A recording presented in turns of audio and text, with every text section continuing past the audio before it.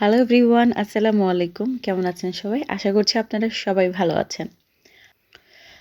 আজকে আমি আপনাদের সাথে সম্পূর্ণ ভিন্ন রকমের একটা পরোটার রেসিপি শেয়ার করব। আর এই পরোটাটা হচ্ছে কয়েল পরোটা। দেখতে কয়েলের মতো, তাই এটার নাম দিয়েছি কয়েল পরোটা। আর এই কয়েল পরোটা তৈরি করতে আমার যেসব উপকরণটা লাগছে সেই উপকরণগুলো আমি আপনাদের সাথে শেয়ার করব। পুরো রেসিপিটার সাথেই থাকবেন। একঘেয়েমি পরোটা খেতে যদি ভালো না লাগে তাহলে আপনারা ঝটপটে এই পরোটা তৈরি করে নিতে পারবেন। আর এই পরোটা তৈরি করার জন্য আমার লাগছে এখানে লাউ। আজকে আমি আপনাদের সাথে লাউ দিয়ে কয়েল পরোটা তৈরি করে দেখাবো। লাউ দিয়ে পরোটা তৈরি করার জন্য অবশ্যই আমার লাগছে লাউ। আর এই লাউটা আমি আগে থেকে ধুয়ে ছুলকাটা ছেড়ে নিয়েছি। তারপরে হচ্ছে আমি লাউটা ছোট করে কেটে নিচ্ছি যাতে করে আমার লাউটা কাটতে সুবিধা হয়। লাউ দিয়ে পরোটা তৈরি করার জন্য এখানে আমি প্রথমেই লাউটাকে একটা গ্রেটার দিয়ে গ্রেট করে নিচ্ছি। যদি বাসাতে গ্রেটার না থাকে তাহলে একদম ছোট ছোট করে কেটে নেবেন, যতটুকু মিহি করে কাটতে পারেন। তো আমি এখানে একটা গ্রেটারের সাহায্যে কেটে নিচ্ছি। আশা করছি সবার বাসাতে এই ধরনের ছোটোখাটো একটা গ্রেটার আছে। তো গ্রেটার দিয়ে গ্রেট করলে সবচেয়ে বেশি ভালো হয়। আর লাউয়ের ভিতরে যে অংশটা থাকে সেটা নিবেন না, তাহলে কিন্তু মজা পাবেন না খেতে। তাই ভিতরের অংশটা এভাবে আলাদা করে ফেলবেন। আর বিচি যাতে না যায় সেটাও খেয়াল করবেন, কারণ মুখে পড়লে বিচিটা পরোটার সাথে ভালো লাগবে না। তো লাউ এখানে আমার একদম গ্রেটার করা হয়ে গেছে। এখন আমি আপনাদেরকে দেখাচ্ছি যে বিচিগুলো আলাদা করে ফেলেছি। আর ভিতরের অংশটা ফেলে দিবেন না, কারণ লাউ কিন্তু খুবই উপকারী একটা সবজি। লাউয়ের সম্পূর্ণ অংশটাই আমাদের কাজে ব্যবহার করে থাকি। তো যারা বিচি খেতে পছন্দ করেন তারা বিচি রেখে দিবেন, আর যারা খেতে পছন্দ করেন না তারা বিচিটা ফেলে দিয়ে ভিতরের অংশটা রেখে দিবেন। রান্নার সময় রান্নাতে দিয়ে দিতে পারেন, বা ভর্তা করলে ভর্তাতেও দিয়ে দিতে পারেন। আশা করছি আপনারা দেখেই বুঝতে পারছেন কতটুকু মিহি হয়েছে। তো এখান থেকে আমি 2 কাপ পরিমাণ লাউ একটা বোলের মধ্যে নিয়ে নিচ্ছি, যেই বোলের মধ্যে আমি ডোটা তৈরি করব। আপনারা চাইলে কম বা বেশি করে এখানে লাউয়ের পরিমাণ নিয়ে নিতে পারবেন। যেহেতু আমি আজকে সম্পূর্ণ ভিন্ন রকম একটা পরোটা তৈরি করব, তাই সেই ক্ষেত্রে আমি কিছু মশলা অ্যাড করব টেস্টের জন্য। তো আমি শুরুতে এখানে দিয়ে দিচ্ছি 2 টেবিল চামচ পরিমাণ পেঁয়াজ কুচি। একদম কুচি কুচি করে নেবেন, যত ছোট করে কাটতে পারেন ততই ভালো। সাথে দিয়ে দিচ্ছি 1 চা চামচ পরিমাণ আদা আর রসুনের পেস্ট। দিয়ে দিচ্ছি পরিমাণ মতো কাঁচামরিচ, আপনারা এখানে কম বেশি করে নিতে পারেন। আমি এখানে 1 টেবিল চামচ পরিমাণ কাঁচামরিচ দিয়েছি। দিয়ে দিচ্ছি 1 চা চামচের 4 ভাগের 1 ভাগ হলুদের গুঁড়া। সেম অনুপাত অনুযায়ী আমি দিয়ে দিচ্ছি এখানে জিরা গুঁড়া আর ধনিয়া গুঁড়া।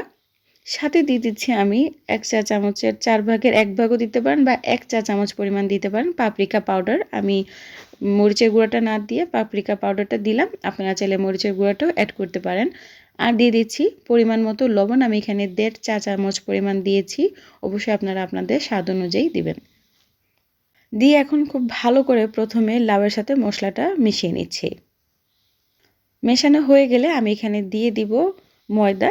আজকের পরোটা আমি ময়দা দিয়ে তৈরি করব। আপনারা চাইলে আটা, ময়দা বা যে কোনো ফ্লাওয়ার এখানে ব্যবহার করতে পারেন আপনাদের পছন্দ অনুযায়ী, বা ওটস ফ্লাওয়ার দিয়েও তৈরি করে নিতে পারেন।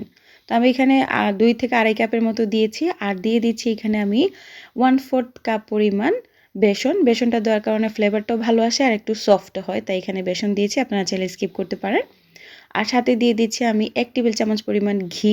ঘি না থাকলে আপনারা এখানে তেল ব্যবহার করতে পারেন। আর দিয়ে দিচ্ছি 1 চা চামচের 4 ভাগের 1 ভাগ আজওয়াইন। আজওয়াইনটা অবশ্যই আপনারা দেওয়ার চেষ্টা করবেন, ফ্লেভারটা অনেক ভালো হয়, মুখে লাগলে ভালোই লাগে। বা আপনাদের পছন্দ না হলে আপনারা স্কিপ করতে পারেন। এখন সম্পূর্ণ উপকরণটি প্রথমে হাত দিয়ে ভালো করে মিশিয়ে নিচ্ছি। এখানে কোনো ধরনের পানি ব্যবহার করার প্রয়োজন হবে না। শুরুতে আপনারা পানি দিতে যাবেন না, তাহলে কিন্তু অনেক বেশি পরিমাণে আটা বা ময়দার প্রয়োজন হবে। তাই প্রথমে পানি ছাড়া মথে নেবেন, যদি প্রয়োজন হয় পরে আপনারা একটু পানি অ্যাড করে নেবেন। তো আমি ডোটা ভালো করে মিশিয়ে নিয়েছি, কোনো প্রকার পানি অ্যাড করতে হয়নি। যেহেতু কদু দিয়ে বা লাউ দিয়ে আমরা পরোটা তৈরি করব, আর লাউ আর কদুর মধ্যে প্রচুর পরিমাণ পানি রয়েছে, সেই ক্ষেত্রে আপনি যত সময় ধরে মথে নেবেন তত সময় ধরে দেখবেন পানিটা ছাড়তে থাকবে। তো সেই ক্ষেত্রে আপনারা প্রথমে অল্প করে ময়দা নেবেন, তারপরে আস্তে আস্তে বেশি করে ময়দা অ্যাড করে নেবেন। ভালো করে মথে নিয়ে আমি 10 মিনিটের জন্য রেস্টে রাখবো। আর অবশ্যই এটা রেস্টে রাখতে হবে, তাহলে মশলাটা খুব ভালো করে ময়দা বা গুঁড়ির মধ্যে মিশে যাবে। 10 মিনিট 15 মিনিট বা যদি আপনাদের হাতে সময় থাকে আধা ঘন্টার মতো রেস্টে রেখে দিবেন। 10 থেকে 15 মিনিট পর আমি ডোটা আবারও ভালো করে মথে নিচ্ছি। দেখতেই পাচ্ছেন কত সফট হয়েছে। তো এই সময় আমি আরও 1 থেকে 2 মিনিট মথে নিব। তারপর যেখানে আমি রুটিটা তৈরি করব সেই খাটের উপরে নিয়ে আমি একটু সময় ধরে এটাকে মথে নিয়ে ছোট ছোট করে লেচি কেটে নিচ্ছি। যত বড় বা ছোট সাইজের পরোটা আপনারা খেতে চান সেই সাইজ অনুযায়ী ছোট ছোট করে বল করে নেবেন। তারপরে আমি সবগুলো বল একটা বোলের মধ্যে রেখে কাপড় দিয়ে ঢেকে রেখেছি, যাতে করে এটা ড্রাই না হয়, মানে ময়েশ্চার থাকে। তারপর হচ্ছে প্রথমে রুটিটা বেলে নিতে হবে। আমি আমার মতো করে বেলে নিচ্ছি, আপনারা আপনাদের মতো করে বেলে নেবেন। আর অবশ্যই চেষ্টা করবেন রুটিটা একটু পাতলা করে বেলে নেওয়ার জন্য। যত পাতলা বা বড় করে বেলতে পারেন ততই ভালো, বেশি শেপ হবে আর দেখতেও বেশি ভালো লাগবে। তো প্রথমে আমি রুটিটা বেলে নিয়ে তার উপরে ঘি আমি ব্রাশ করে দিচ্ছি। আপনারা চাইলে ঘি বা তেল যে কোনোটাই এখানে ব্রাশ করতে পারেন। তার উপরে আমি কিছু ময়দা এরকম ছিটিয়ে দিচ্ছি, যাতে করে আঠালো হয় এবং একটার সাথে আরেকটা ফোল্ড লেগে যায়, তার জন্য এখানে ময়দাটা ব্যবহার করা। তারপরে আমি ফোল্ড করে নিচ্ছি কয়েলের মতো করে।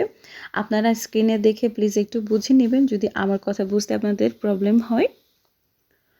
আর এই ফোল্ডটা কিন্তু খুবই ইজি। প্রথম রুটিটা ফোল্ড করতে হয়তো বা আপনাদের একটু সমস্যা হতে পারে হ্যান্ডেল করতে। একটা যদি করে নিতে পারেন বাকিগুলো দেখবেন করতে খুবই ইজি হবে। আর এটা খুবই সোজা একটা ফোল্ডিং, এক সাইড আর অন্য সাইড 2 সাইড এভাবে উল্টাপাল্টা করে আপনাকে ফোল্ডটা করে নিতে হবে, মানে ভাঁজটা দিয়ে নিতে হবে। তারপরে একটা জাস্ট কয়েলের মতো শেপ দিয়ে দিতে হবে।